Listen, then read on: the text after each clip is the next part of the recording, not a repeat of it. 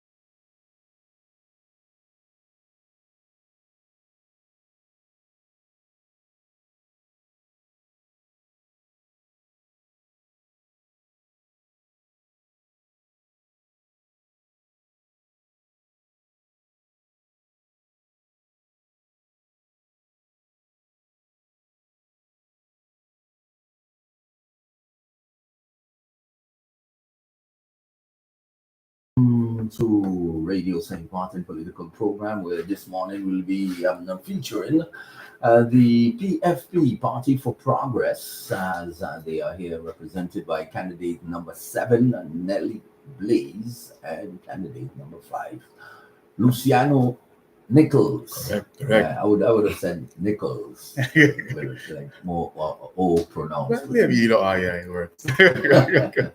They're here with us. We have to say that they're part of the 2x4 government, Correct. which is now the caretaker government of St. Martin. Let's go live with our Facebook page, and I'm sure they're live also on their various. Good morning, gentlemen. Good morning. How are you keeping? Good. I'm good, and you? I'm good. I'm good. Presentation first. Nelly Blaise. Who's Nelly Blaise? Yes. I'll try to keep it short so that my teammate can introduce himself, because it's his first time here, I believe. So my name is John Oneli Blaise, but everyone calls me Nelly, so feel free to call me Nelly. Born and raised here in St. Martin, was raised in St. Peter's, grew up in South Reward, went to study in the Netherlands, got my bachelor's in international leisure management. Got my master's. International leisure management. Leisure management. Wow. Yeah. In Breda University. So you enjoy. It's about enjoyment. You enjoy it. Yes, it's a very broad topic. It has government government studies in it as well. Yeah. Community organization. Okay. So it's like a holistic study of every section of the industries combined together. And it has something that's very unique to it, which is called Imagineering, which is imagination and engineering combined. Mm-hmm. It's a theory in the Netherlands that is quite unique, that they use a lot to organize events. So if you think about carnival, if you think about festivals, you use that concept. Mm-hmm. Yeah. Interesting. Interesting. Never heard about it before. That's why. So continue. And got my master's in business administration and team management and executive coaching and neuro-linguistic programming. Returned back to the island to work for the St. Maarten Youth Brigade. So I'm here running for elections because I want to make a difference and I want to help my country. Yeah. Great. Mr. Good morning again. I think this is the first time that conversation. That's for sure. So people have been asking me to not just introduce myself, but to tell people who are for. So it isn't matter. We always like to talk about who you're for. That's what I plan to do today. But my name is Luciano Nicholls. I was born and raised right in St. Maarten. I grew up in Soccer Garden. You sound so. Yeah, I hope so. I went to the M. Genevieve the Weaver School, went on to the Milton Peters College. I went to the States where I finished my bachelor's degree in physics. Came back home. I worked in the family business. One of them is waste management, so garbage collection and stuff like that. And then I also taught for a number of years at the high school, the local high school, Milton Peters College. I taught physics there for the past 4 years. And then sometimes you listen to my name, you hear Luciano Nicholls, and Nicholls, they won't tell you nothing. That's your father name. That's my father name. Who your mother is? So let me tell you, let's talk about that now. My father's from Barbados. Okay. So I have dual heritage. I'm proud. I'm proud of that. But my mother is from St. Maarten. My mother's a Richardson. For those of you who may know my mother, she taught at the St. Maarten Academy for over 35 years. Miss Nicholls, she taught chemistry. That's the reason why I got into science. Okay. But then you might know my uncles. You have Jojo, John Richardson. You have James Richardson, car race. All right. Right.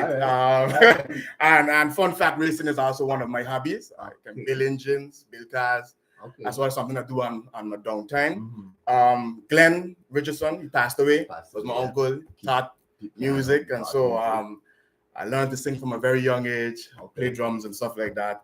And then those who may not know those. You took everything from the family. Well, I said it's a lot from everywhere. It is a whole lot from everywhere. Usually in a family, one child gets just a little bit. I always look up the mother, you pick up the engine, you pick up the music. I learned from my uncles because they were the ones that guided me. They had a hand to play in the person that you see in front of you today. One of my biggest supporters has always been Dr. Lloyd Richardson. He's the one that set that trail, this political trail for me. And he's the one who really taught me what it means to be a man. So that's me. That's who I'm for, and then we can move forward from there. You can't run from it. No. And when you have such a great family, right? You have to at least give the respect. I have to give that respect. Sometimes when you don't do that, say, "Well, why you want to talk about me?" Sometimes also you want to also prove yourself. Yes, for sure. But I also have to understand that myself is also a measure of who they are, who they were. So to create me. That's what it is. If there wasn't there, you wouldn't have. Precisely. Good. So now we got all of that settled. So you're the scientist. It's leisure engineering. That really, you really pick my brain with that, because it's just maybe just let's elaborate a little bit on that. Okay. Leisure. Do you study leisure? Yes. So that's a very good question. That a lot of people don't really understand that leisure is an actual industry. So when you talk about tourism, you talk about if you want to go on vacation and you want to take a holiday, the activities that you do, that's leisure. So if you want to go, let's say, to the beach and you want to do, surfing, or if you want to go to a restaurant, or if you want to go to a festival, all of that entails leisure because you're spending free time. So why do I have to study? That's easy. I mean, you go to the beach, you put on your swimsuit, and that's it. Why? So in order for you to, let's say... What's the science in it? Okay, so the science in it is a lot of social science. So in order for you to do a festival or event, you have to understand what do people like. You have to plan. You have to do the pre-planning. So you have to understand marketing.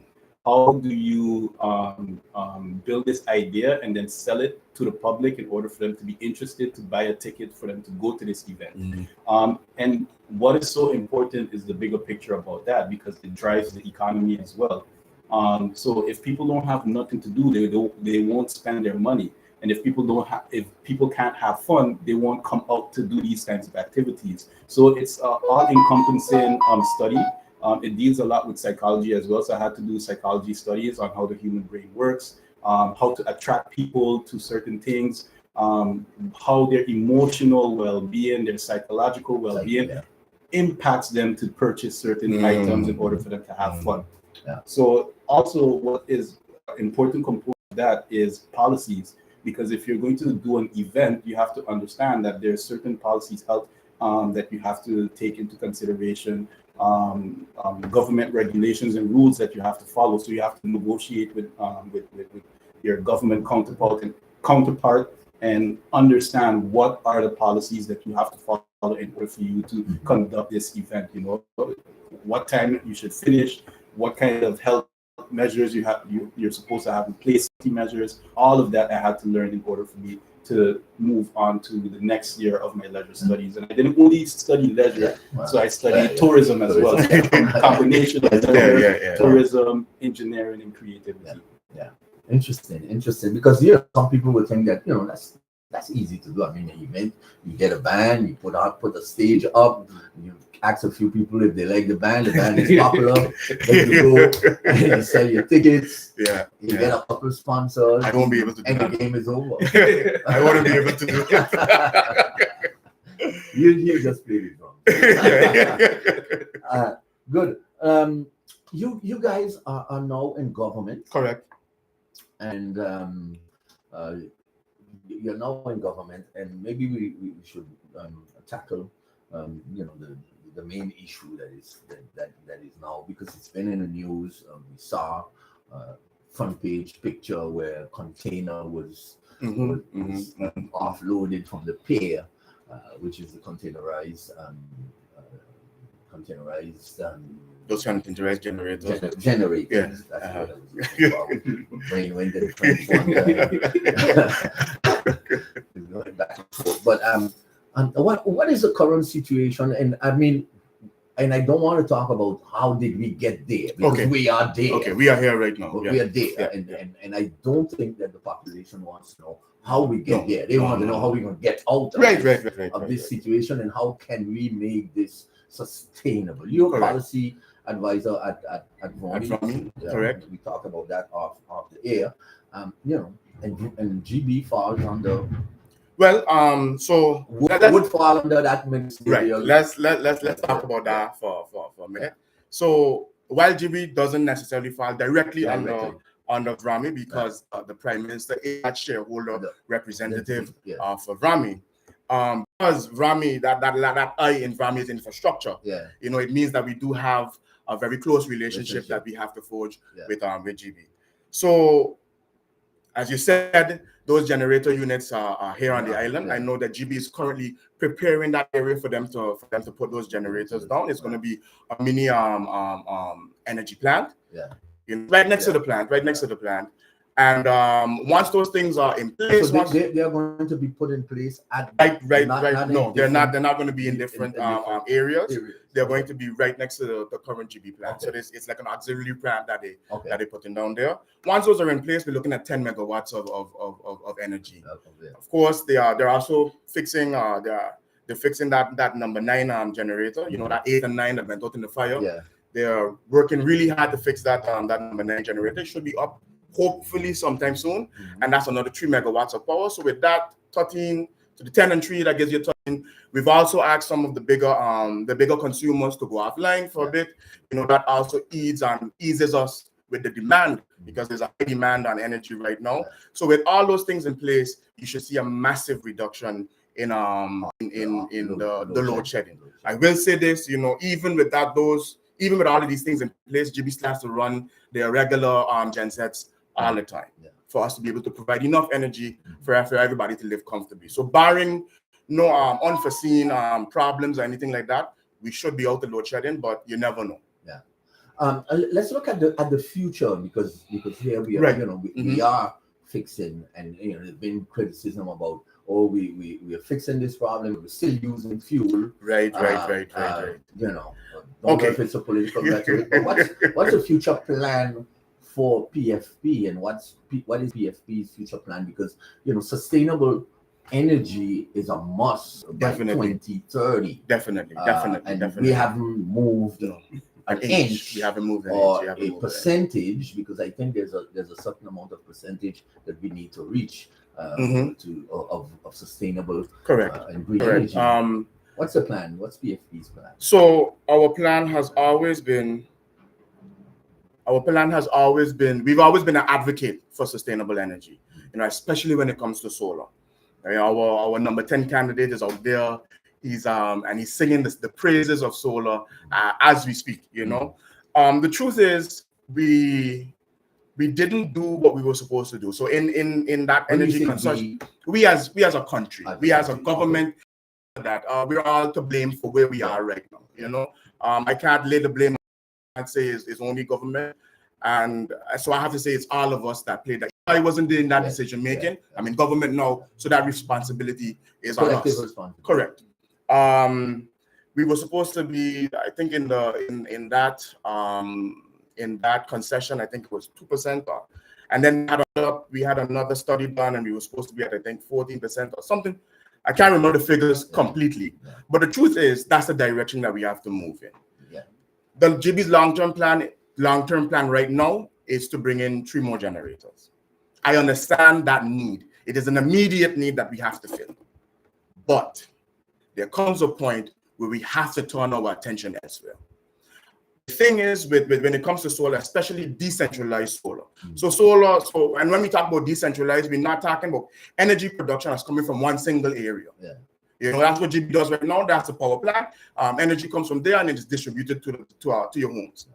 What we're talking about is that everybody is contributing now to adding energy to the grid. So not a solar plant, but individual people using houses for solar panels. Precisely. Now, how are you looking at this? Are you looking at it as that person, have their own individual system, or they are sending their access or their current completely to GB, and then so usually what you do, there's many systems. Yes, but you simply being able to put that excess back into the grid. Okay, so you use what you need. Whatever you don't need, you put that back into the grid. Now there are some people that are doing it right now, but GB is starting to see some issues with the way it's done right now. Because when you have solar, GB, when we went down to GB, I think it was a week or so ago, and we noticed in the power plant, we did a little tour, and we noticed that one of their generators, you could see the load go up and down, keep on fluctuating. We asked the question, why is that happening? And they told us that with the way solar is implemented right now, that's because of you have no regulations and all those kind of different stuff. It is simply you're simply putting energy back into the grid. But solar is different from a spinning generator. Spinning generator is constant energy. Whereas with solar, depending on the time of day, depending on cloud cover, it can fluctuate. And so GB then has to compensate, because if you're home asking for a kilowatt of energy right now, and your solar panels can't provide that, GB have to provide the rest. And so it's tough on GB's grid the way it is right now. What we're saying is that we first work on regulation. How are we going to do this? Right? Because without regulations, everybody's going to do everything that they want to do, and then we'll have more problems. We'll have more problems than the problems we're trying to solve right now. Right? And one of those ways is that everybody's going to have energy backup. So you have to have your own battery packs and all those kind of different things. But then there's also some upgrades that GB is going to have to do to the grid for us to realize this. Okay? One of the things I think they talked about in the TNO report was what you call a synchronous condenser. And that is able to be that reactive element in the grid and able to change or to even out those irregularities that you would see in the grid due to solar.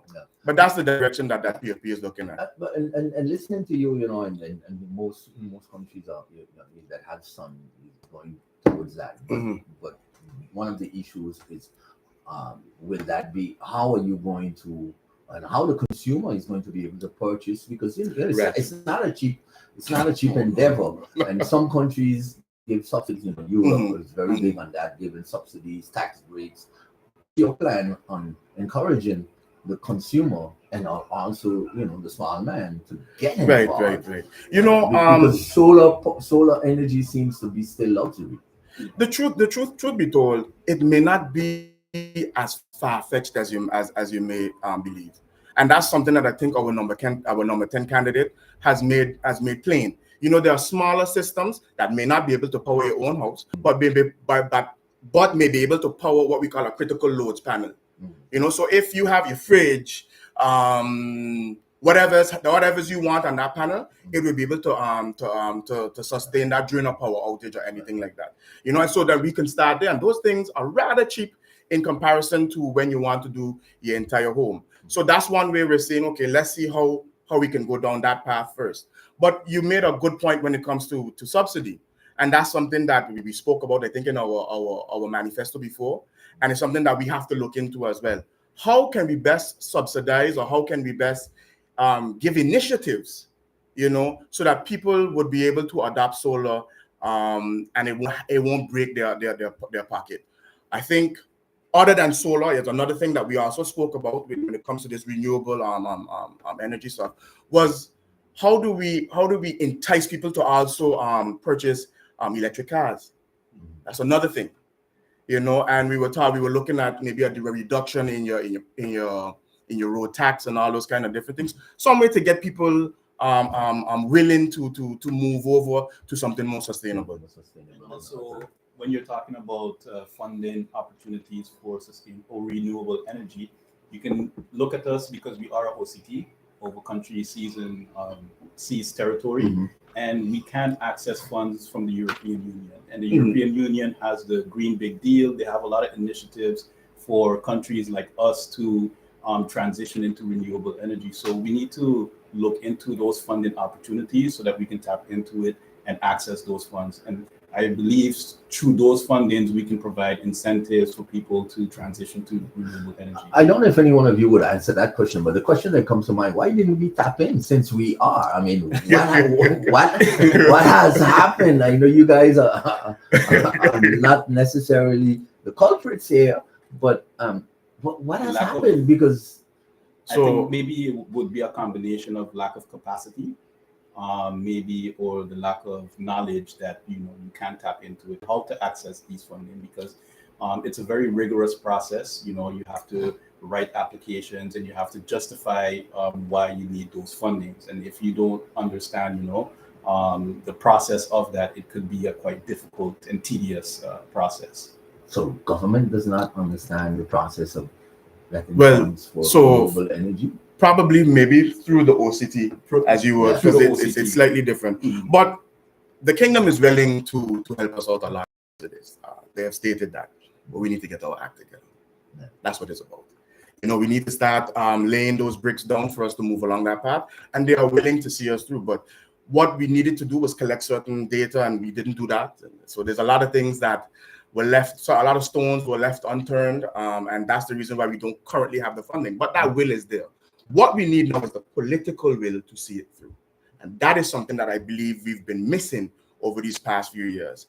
People to stand up and say, okay, this is exactly what I want, and that is what has been lacking. We're here now, in snap elections. You guys were campaigning a couple of months ago. Yeah, that's What has changed with the PFP, and has this process changed your mindset about elections and the way it has been going on? Go ahead. I think we model. We want to improve the quality of life. I think change within me personally, and it also resonates with the entire team, is that this is a very critical election. We understand the frustration. We understand that people are fed up with the leaders here on the island. They don't believe in the leaders. They have lost trust within the political system as well. But that's what they want. They want you to be tired. They want you to fed up. They want you to be fed up so that you don't come and vote. And I think it's very important that we understand that if we don't come out to make a change right now for the next 4 years, you're going to see increased problems. You're going to see increased issues. And what the PFP will bring is the solutions. We are capable, we are qualified, and we are intentional about bringing that change. I know that there's a lot of people that are concerned because they don't see a difference between any of the political parties. They all see that all of you are in it for maybe personal gain or there to help your friends and families. So that's the perception that people have of politics here when they look at the Dutch side. However, I want to ensure the people that PFP is a party based on integrity. We hold our candidates accountable, and that's throughout the entire tenure of PFP. Throughout our political career, we have hold individuals accountable. So we do have the proof. And one thing that I do want to say with PFP when it comes to integrity, when it comes to ensuring that we hold our leaders accountable, is that you could see the proof whenever we were in government, whenever there was mismanagement of the tendering process. You could see that PFP holds certain not political, but ministerial positions accountable and ask them certain questions in order for them to, answer to the public.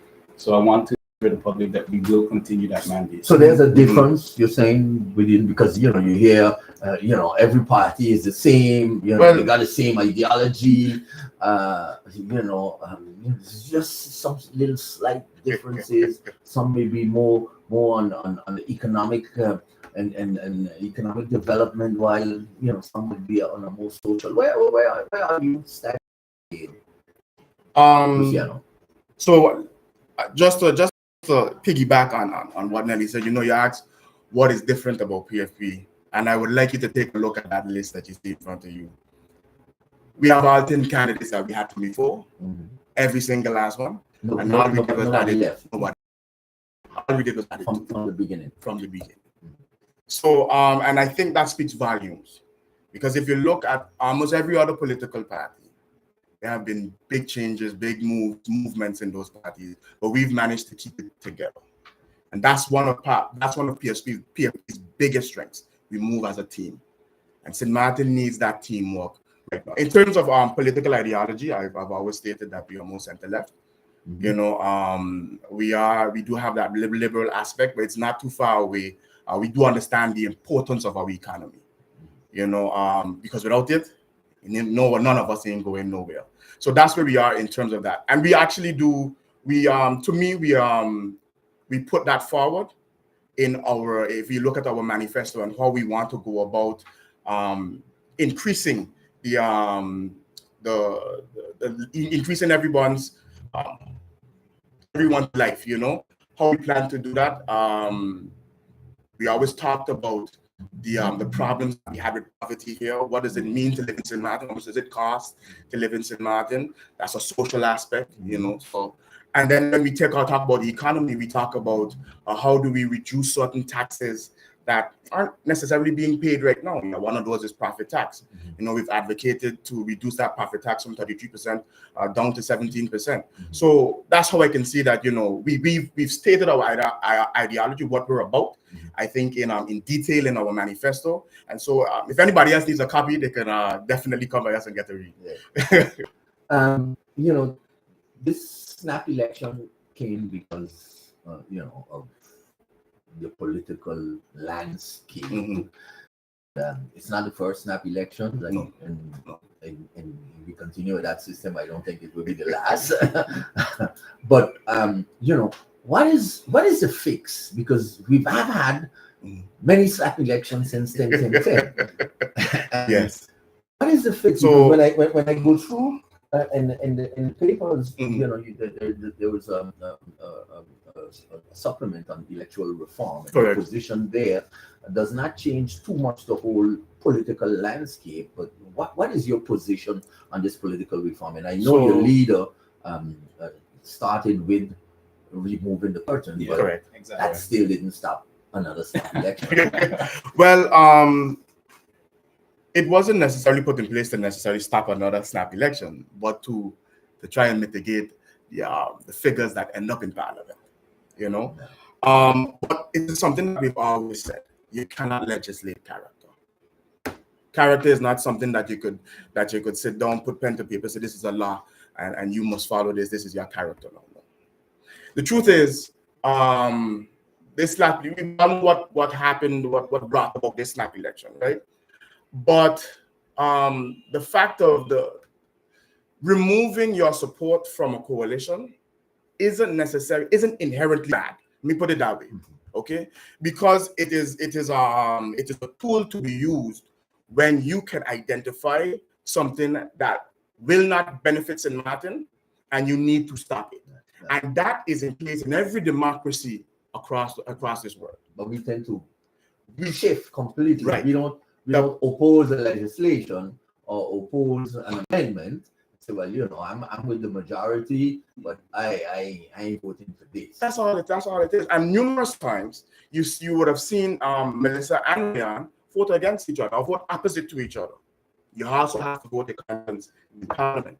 And that's how you exercise that. But there are times where you know that one vote is going to be the difference in between, and that's when you can pull your support. But in every democracy, that mechanism is there.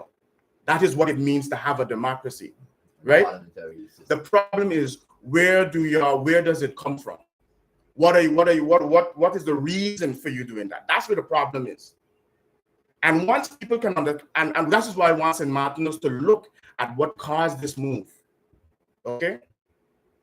If that move was in the detriment of St. Maarten, that is where the problem lies when it comes to our electoral process. A lot of people like to say, listen, I got too much parties. And maybe that's true. My father's from Barbados, you got two parties there, that's about it. Yeah. I know on the fence side, I'll have a runoff election. Yeah. Eventually, you come down to two parties, that's about it. But it's 6 of one, half a dozen of the next. Right. On your case, all parties are represented. And in our case, the guys who doesn't make it to the second round, right. And that is the difference. And I find the beauty with our system. You go down the road, or even in this room, ask everybody what favorite color is. Everybody might have a different favorite color. You understand? Everything isn't binary. It's not either or. But the challenge is now, how do we take those different colors? Everybody got colors. Come together and be able to work with each other for the better good of St. Maarten. And I think to take it back as well, when you're talking about electoral reform, is a screening process that is based on high qualifications and values and principles. I think here on St. Maarten, a lot of the recruiting or selecting of political candidates is based on your family last name, how much people you think can vote for you, how popular you are, and these are values and principles that are not necessary or needed within a political system. It's not necessary or needed when you're being a leader to lead a nation. Principles like integrity, having good values, having good morals. These are things that you need to have. And then, you want to look at the qualifications. Not everyone is going to have a bachelor's or a master's or a PhD, but if they have the experience and they're intentional about making good change, as a political party, you have to have a screening process that, you can differentiate if this person wants personal gain or they're going to put the country above self. And I think a lot of parties lack that. And PFP has an outstanding selection process and a rigorous screening process when they screen you. How were you screened? So I had a meeting with the party leader, with the senior leadership. They asked me about my background. They asked me about my education. They asked me, why do I want to get involved in politics? And at the end of it, it was so important when they asked me all of these questions. I can't remember all of the questions, but they told me I aligned with PFP because they saw that I didn't ask them for anything. I didn't ask for land. I didn't ask for money. I didn't ask for a certain position. None of that. I didn't care about. What I care about was the people and how my skill set, my experience can help further the country. So I think those are very important for in a candidate. And then there was a second part of it with the campaign team also asking questions about, more personal questions, getting more in depth. So I really think that all parties have to really consider that, because you have to look at the bigger picture of the nation. You can't just look at, oh, this person is going to bring me 50 votes, this person is going to bring me, up to 300 votes. But usually that's how they make it. And we need popularity. It's a popularity contest. So that's not the case by you. Like you see, I'm a popular guy. But not as you make let's move on a bit. What would be your contribution, Luciano, to government, so if elected or when elected? And where would you love to contribute to your country? So let's open up this can of worms, right? So in full transparency, PFP fashion, we had some issues with vetting our candidate. I believe, my person and our opinion, he should have been Minister of Rami already, but I was also the party's number 2 candidate when it comes to the Ministry of Rami. Because government fell and we couldn't put in anybody else new, then we had to pull Patrice from the Netherlands, and he's doing an amazing job as our minister right now. But that's one area that the party itself saw that I would be a good fit in Rami. As a minister of Rami. Me personally, I would love to be in Parliament, but that is one area where I know I can also serve in the ministry. So I'm currently in the ministry as a policy advisor, and I'm using the skills that I have learned, not necessarily physics, but a lot that I've learned through, again, my family, heavy construction. So you're talking infrastructure, waste management. Again, my grandfather started that business years ago. I grew up with garbage trucks all around me, I used to work in waste management as well. And so those areas are what I am, that knowledge is what I'm bringing to PFP and bringing to St. Maarten on a whole. But also education. That's another area where I think I can contribute. I've been a teacher. My mom has been a teacher, and so education is very dear to me. There's some changes that I would love to see happen in education. One of them is to have what we call STEAM education, early STEAM education, and we're talking from the primary school, come right up. And STEAM stands for science, technology, engineering, arts, and mathematics. And something that's very dear to me. Our students a bit low in that area. Truth is, they lack exposure. That's what it is. For me, I had that exposure from a very young age. Smelling it, But I always say the difference, regardless on how deep your parents' pockets are, everybody should have that opportunity to be able to get a proper education here in St. Maarten. We were talking off the air while we were preparing the program, and Nelly, you talked about youth development, education, modernizing education. Explain a bit, what's your vision and what will be your contribution and what is PFP's contribution? Because I'm sure that if you come up with that, the whole entire team agrees, right? Yeah. So my contribution to Parliament would be that I would like to improve the quality of life through education, and that's modernizing the education system. The same thing that Lucia just said with STEAM education. And I just want more science, more mathematics. But I'll develop. And you bring some leisure with it. Yes. I'm bringing the youth development just to talk about why it's necessary for youth development. So I just want you to imagine a St. Maarten where you have individuals that can work remotely from their homes right here on St. Maarten. I want you to imagine that they can work right from their computers, doing work for Amazon, doing work for Apple, Google. And I think having jobs like that increases your salary. It gives you more spending. It also gives you the freedom and a balance of work and life. Right now, we have a lot of jobs that are based in tourism, and all of those jobs are focused on maybe being a waitress, being a cook, or being a gardener. These are a lot of service jobs, and I place a lot of value on those jobs. Not wrong with those jobs, but we have to be realistic.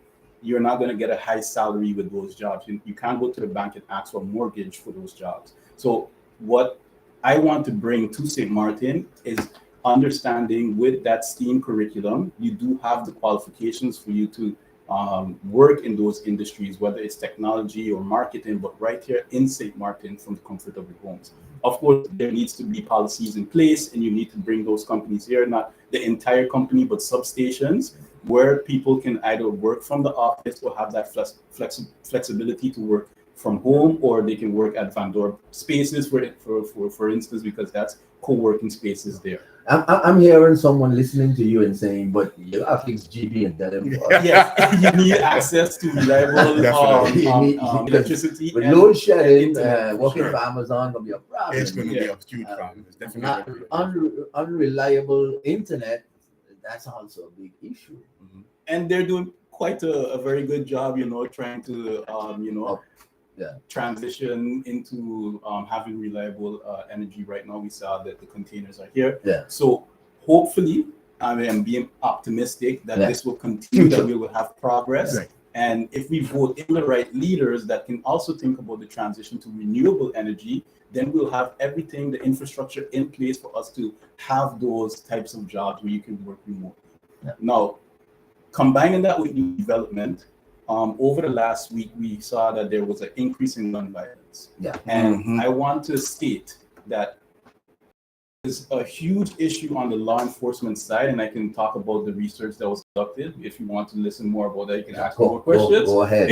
Go ahead. I like the gun violence. It's not only a St. Maarten issue, but it's almost Caribbean, worldwide. If we look at our own correct, right, Anguilla. Yes, precisely. A couple days ago, it's rampant. Yeah. So from the research part, so the Law Enforcement Council did a study on St. Maarten, and what they found out is that they don't really have the insight into the illegal trafficking of firearms that are entering into St. Maarten. However, there is a focus on having capacity and resources into border control. So what the main issue and the concern for our law enforcement here on the island is actually having the resources to fund border control. So that's on one spectrum of the research that they did. Of course, the research is more substantial, but I want to talk about the component of the youths. So imagine if you have parents that are working two jobs. You barely see them. When they come from home, they're frustrated, and you ask them for help with homework. They can't help you with homework. You want to do certain sport activities. However, they can't fund those activities because they have to pay the bills, they have to pay rent, they have to pay a lot of different things. Cost of living is very high. So as a kid, you want to join maybe the baseball team or the basketball team, but maybe you don't have the shoes, you don't have money for registration, and all that is due because of the environment that you're living in.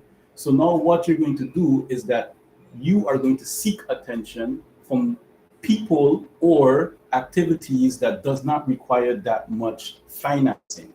And all of us know that, when you go into the streets, you fall into bad habits. No require that.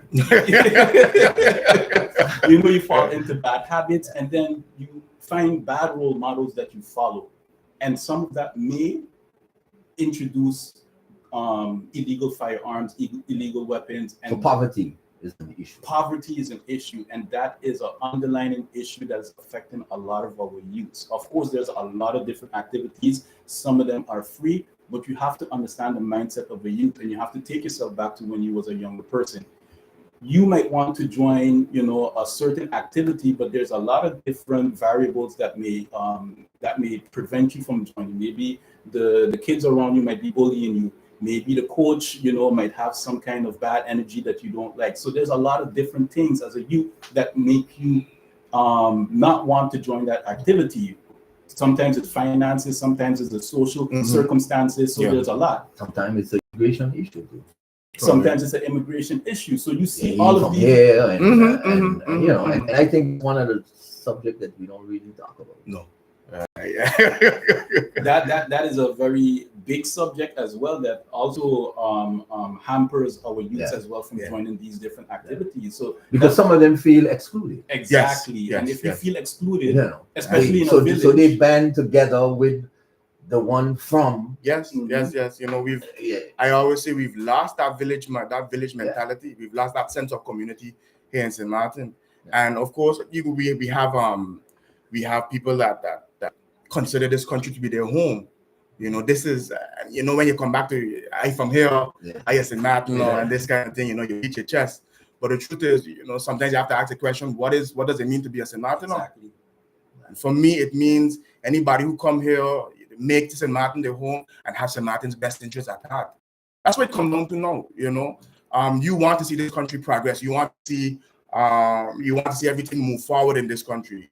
You're paying your taxes. This is what you want for a country. A country's economy cannot grow without this population growing. It's very difficult for that to happen. Those things go hand in hand. And for our economy to be where it is right now, you had to have people to come to St. Maarten. We went to the Dominican Republic. We went to Aruba. We did all those things for the same reasons. People are coming here for those reasons right now. And so, for me, once you're here for the right, you're from here. That's what it's about. And just to finish off, the reason why I think I can help my country move forward is because, I work with the St. Maarten Youth Brigade. I work with those youths that were in those situations where it was difficult, that they didn't have no option but to choose that wrong path. And, they had it within themselves that they wanted to steer in the right path, and they joined the St. Maarten Youth Brigade, where we used military. We use the VKS, the police, the Dutch Royal Marines to shape them into proud, productive citizens of St. Maarten. So I have experience with working with law enforcement. I have experience working with the government of St. Maarten, working with the governor's cabinet, working with the Dutch Royal Marines to shape youths. And I want to shape my nation with education as well. I also worked at the university, the medical university, as a senior operations manager. So imagine, managing all of those administrative teams, managing the testing center, the simulation center, and all of those staff. I bring a wealth of experience of management and understanding how teamwork works. So that's something that I want to bring to St. Maarten. So education for you would have the gun violence that we getting our youths more occupied. Right. Yes. Goes a long way. Yes, education would be one of the most important components of shaping a youth, because there's so much different opportunities. According to you're saying the importation of illegal stuff will continue. It will continue, but we can prevent it if we fund our law enforcement. If we fund our law enforcement, and they gave us recommendations, which is they need more surveillance, they need more advanced technology at the borders, they need more border control in the morning, in the afternoon, and in the night. So if we fund the law enforcement here in St. Maarten, I believe we can prevent the illegal trafficking of firearms. So it's a combination of youth development and funding our law enforcement. Some of the Caribbean islands have increased their penalties, have changed their penal code. I agree with that. Advocated for increasing.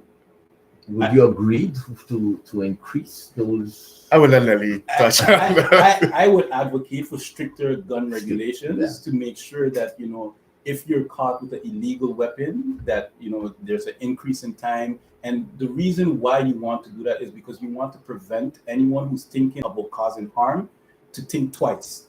If I purchase this illegal firearm, I might do X amount of time, and I don't want to do it. So I'm going to think twice and not do it. Because, there's a saying on the road that, gun is easy to get on St. Maarten.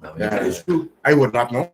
The report, it's easily accessible. Easily accessible. So come to the report. I could understand.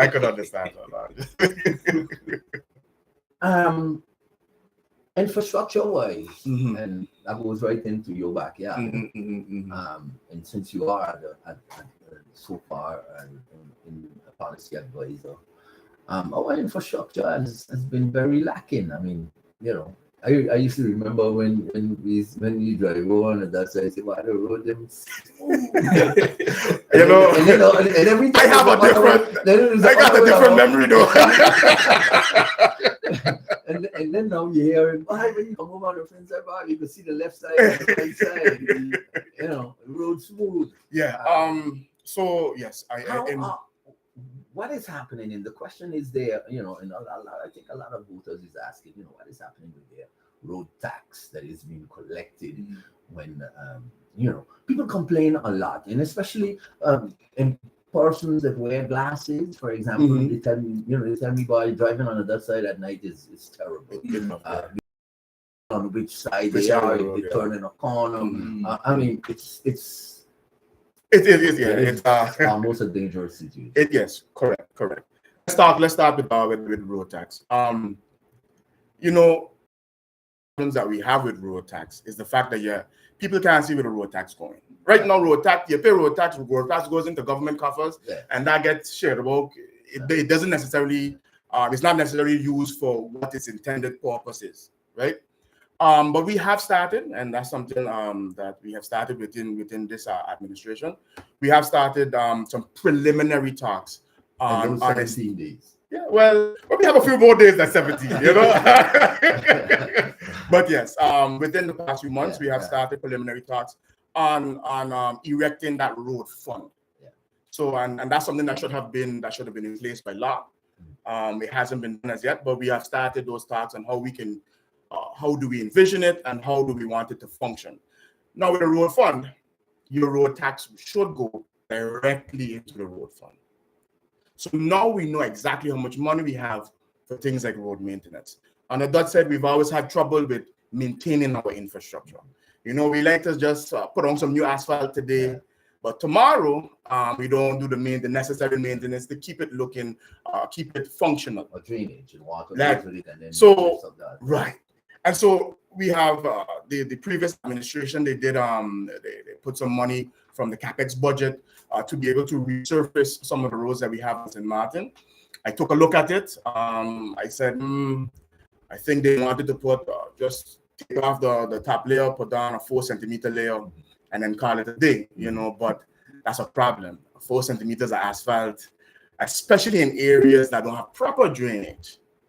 I mean, today, tomorrow, I'll lift right up. Because I read somewhere that you're going to increase it. We're going to increase the taking, maybe between 6 and 8, and that wasn't something that we just, a decision we just made just like that. We also had the input of the contractor who is accustomed to doing roads. They let us know this is a better way to do it. Of course, you can't do as many roads, but we want to emphasize quality roads over the quantity of roads. It means that you'll have a long service life. A much longer service life than what we have right now. And so we decided, okay, we're going to deviate from that. Another thing is that drainage problem. At the beginning of the week, the minister and I, and then the contractor that is going to be carrying out the works, we went out to do some road inspections. I can tell you all this, there's a road there in Archer that is absolutely deplorable. It's a huge crater. But the reason for the crater is because of drainage, that lack of drainage. The drainage has been destroyed, and we have decided that in the scope of this works, we have to work on drainage simultaneously if we want to resurface the roads. Because it doesn't make sense for us to put a fresh layer of asphalt and then drainage isn't in place. And also when you have that sewage water going into the road, that's also to the detriment of the roads. And so we decided chemicals in the sewage water that can eat away at the asphalt. So we decided in areas where we need a more comprehensive plan to be able to implement drainage, we'll have to leave those roads alone for now and focus on roads where if we put our money into it, we can see where that money has gone into. We're just getting close to that time. Principles of government, you mentioned also is one of the key topics within the PFP. Explain us a bit. Yes. So principles of good governance is is having that capability to understand, what are the characteristics, what are the ideologies of, having a good structure of managing or governing a country or a company. I would like to give you an example, for instance. If you have a tendering process and you're in charge of that tendering process, and I'll ask you this question just to understand where you're in about your integrity. And you have a good friend by the name of Luciano, and he always helped you in school, with everything. Because of him, for your physics, you passed. You always had a high grade for physics. You take a peep on the paper. So he helped you out when you was kids. Yeah. However, now you're in charge of this tendering process. You're the manager. You have a staff, and all of the applications are going towards you. Your friend Luciano now comes to you because he has a garbage collection company that he owns, and he wants to know. So he wants to know, like, hey, what is the process like? Like, what do I need? In order for me to get a little advantage, like the way how I help you. What will you do in that sense? Well, normally, if it's good governance, then you tell him, you have to go through the process. The most I can do is maybe help him out, help him go through the process. Mm-hmm. That's about the most you should do. Yes. Okay. So. No? Or should I return the favor? Good answer. And French send back the elevator, and not full, but not empty, but a couple of persons in. Answer. So you're managing this tendering process. You're part of government. Luciano comes to me. I'm in the same situation. I'm managing it. I would tell Luciano, hey, I would tell my team. Luciano came to me asking me these kinds of questions. Because he's my good friend, I have a conflict of interest. So what I want to do right now is I want to find a different manager that can take my place, and I want to step away from this because I think it would be justified and due to transparency that I am removed from this process away from my friend, because now he's coming to me to ask me questions. So you want to be removed? I want to be removed, and I also want to let them know, inform him that he has to go through the proper channels like you just said that you have to follow. So those are the principles of good governance. Having individuals that understand those principles of values of integrity, and if you have conflicts of interest, how do you act accordingly? But isn't there institutions that checks and balances deals with that? Checks and balances institution within every system. Like Lucho just said, our party leader always says it. Character. There are institutions that does their checks and balances. However, you have individuals that are going to act in their best interest rather than the best interest of a company or best interest of a country. And we've seen that time and time with some of our political leaders here on this island. So I think it's very important that we as a people understand those persons that have those morals, and that you can see it via their track record, that you can see it via the way how they talk. And a good way on how you can distinguish that is understanding the difference between popularity and the difference between someone that has good intentions that's also qualified as well. And we all understand those differences. We all know who is popular based on, maybe they're playing in a band or something like that. Maybe they have a big family. Maybe, the mantle has been passed down from one family member to the next family member. St. Maarten is not a mantle that you can pass down. St. Maarten is a country. So you need to identify people who knows that it's a country and who will act in the best interest of everyone and sees the bigger picture. Anything? I think Nelly hit the nail on the head. Yeah. And some of the things from discussing with people, and you hear this, and since I have the privilege to have politicians here and people vying for election, you hear the comment, but why, if they get in government and they do for themselves, that you hear that, you hear that, why I can't help my friend? That's not good governance. It does not. Let me. No, I think that Nelly, I'm gonna just say something first. Quickly then.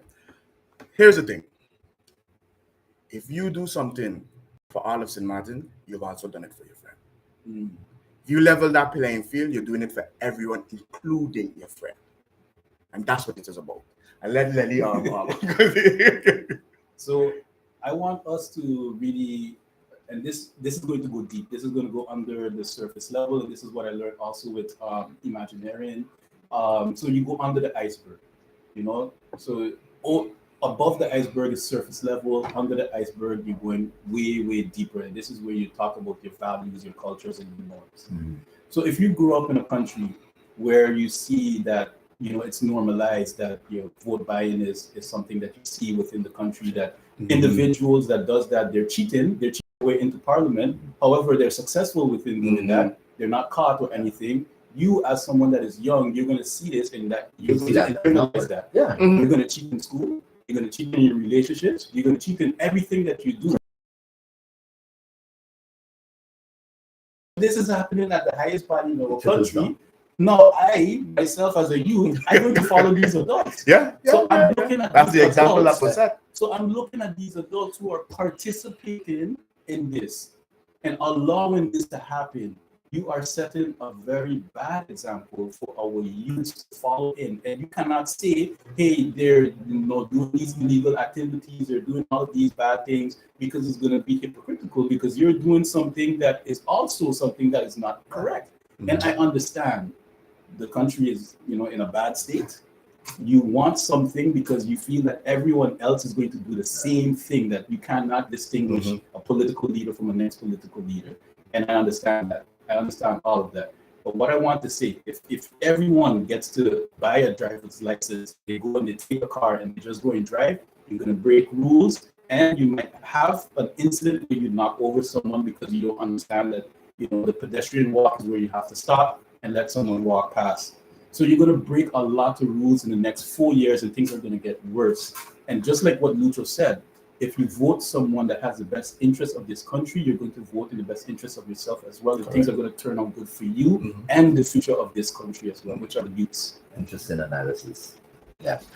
Last question. You end up last election with a 2x4 government, 2 seats each. Where would you like to see this election going? Where would you like the electorate to take? Well, I can tell you where I want it. let's be a bit realistic. Yes, 9 parties. Everyone should say, hey, I want to govern by myself. 8 seats. That's not realistic. Right. As I say, we have to separate what I would like to see from what it can be. Because I would love to have a 8-seat majority in Parliament, but so govern alone. Right. But truth be told, we're looking to pick up an extra seat or 2. This time around. We think we have the right team to do it, to be honest with you. And when it comes to forming a coalition, as that is most probably what is going to happen. You want to be part of that. Right. We are governing right now, and that's something that we want to continue doing. I think we started on the right foot. We have hit the ground running. And we just want the opportunity to show St. Maarten what we can do if given 4 years in that position. Family is one of the ministries that we plan to hold on to. I think that we have its best interest at heart. And then from there, we'll see where the chips fall. Last 30 seconds for you. Why should we choose Nelly, Blaise over Luciano Nicholls? I would say you can choose Luciano Nicholls. Vote for Luciano Nicholls. You can vote for Nelly, Blaise as well. If any of the message that I said today resonated with you, you want to improve your quality of life, you want to understand more about Steve's curriculum, you want to work on yourself, and you want to identify and distinguish what a bad leader is from a good leader, you can reach out to the entire PFP. You can reach out to myself, Nelly, Blaise. And I can sit down together with you and we can go through all of those principles. I have a study which is Imaginarian, and it's something that I feel that all of us can use here on the island. But most importantly, I want to say choose PFP, choose the gold standard, choose Luciano Nicholls, vote for Nelly, Blaise, vote for him or anyone on PFP, and it's a good decision. Good. Great. The last word, we leave. Yes, if there's one thing I like, is a good closer. And so I want to tell the people of St. Maarten, come August 19th, it's not about myself, it's not about Nelly Blaise, and it's not about anybody else who running in this election. It is about you. It is about your mother, your father, your sister, your brother. It's about your grandparents. It is about your children and whoever is coming behind them. It is about St. Maarten. What do you want to see from St. Maarten? I want St. Maarten to imagine a St. Maarten without St. Maarten.